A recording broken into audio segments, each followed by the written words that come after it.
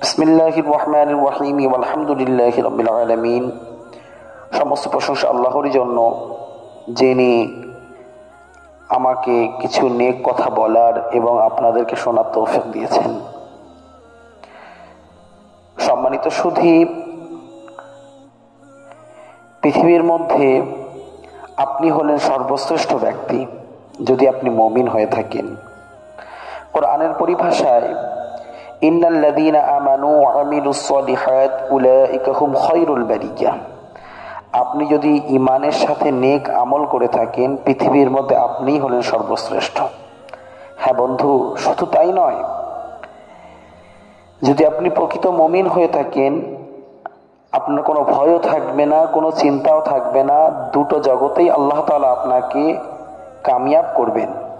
কোরআনের পরিভাষায় ওয়ালা তাহিনু ওয়ালা তাহজানু ওয়া আনতুমুল আ'লাউনা ইন কুনতুম মুমিনিন। সুতরাং প্রিয় সুধী, নিজের ঈমানের মূল্যকে আপনি বুঝুন। আপনার ঈমানের মূল্য কত বেশি যে আপনার ঈমানের কারণে আল্লাহ তাআলা পৃথিবীর মধ্যে সর্বশ্রেষ্ঠ আপনাকে বানিয়েছেন। আর বিভিন্ন হাদিসের মধ্যে পাওয়া যায় যে একজন ইমানদার ব্যক্তি যদি পৃথিবীর মধ্যে থাকে, আল্লাহ তাআলা পুরো পৃথিবীর নিজামে কায়নাতকে কায়েম রাখবেন। সুতরাং বোঝা গেল একজন ইমানদার ব্যক্তির মূল্য সারা পৃথিবী যদি বিক্রি করে দেওয়া হয় তাও শোধ করা যাবে না। কারণ একজন ইমানদারকে এই পৃথিবীর থেকে অনেক গুণ বড়, অনেক ফলে ফুলে সমৃদ্ধ সুন্দর জান্নাত তাকে দান করা হবে।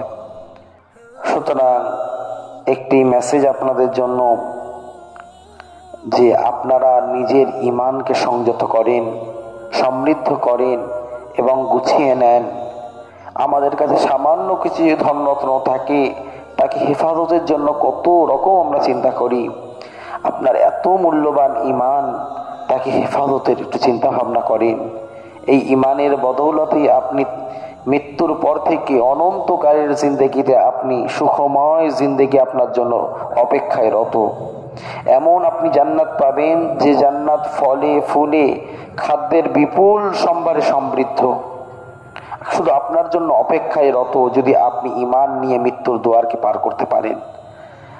প্রিয় শ্রোতা, খালি মনে রাখবেন যে আমরা যে মুমিন, আমরা যে মুসলমান, আমাদের মধ্যে অ্যাটম পাওয়ার, সুপ্রিম পাওয়ার কিন্তু আল্লাহ তাআলা দিয়ে রেখেছেন, যার মর্যাদা অনেক বেশি। পৃথিবীতে ব্যারিস্টার, মাস্টার, উকিল, ইঞ্জিনিয়ার যদি পুরো ভরে যায়, আল্লাহ তাআলা এই পৃথিবীকে রাখার মনস্থ করবেন না যদি একজন ঈমানদার ব্যক্তি না থাকেন। আপনি প্রত্যন্ত কোনো গ্রামে থাকুন না কেন, আপনার ব্যাংক ব্যালেন্স যতই কম হোক না কেন, সমাজের মানুষ আপনাকে যতই অবহেলিত করে রাখুক না কেন, আপনি মনে রাখবেন, আপনি যদি মুমিন হতে পারেন, আল্লাহ তাআলার কাছে এই পৃথিবী যিনি সৃষ্টি করেছেন, নিয়ন্ত্রণ যিনি করছেন, মহান আল্লাহ রাব্বুল আলামিনের কাছে আপনি কিন্তু অনেক দামি, অনেক দামি জায়গা। আলা ইন্না সিলাতাল্লাহি গালিয়াহ, আলা ইন্না সিলাতাল্লাহিল জান্নাহ। আল্লাহর কিমতি সামান কিন্তু আপনাকে দেয়া হবে, সেই মনোমুগ্ধকর জান্নাত, যে জান্নাতের কথা মানব কখনো চোখেও দেখেনি, কল্পনাও করতে পারেনি এবং স্বপ্নও দেখেনি। কল্পনা কিভাবে করবে, যে কল্পনার যে পরিধি আছে, সেই পরিধির অনেক ঊর্ধ্বে হলো জান্নাতের বর্ণনা।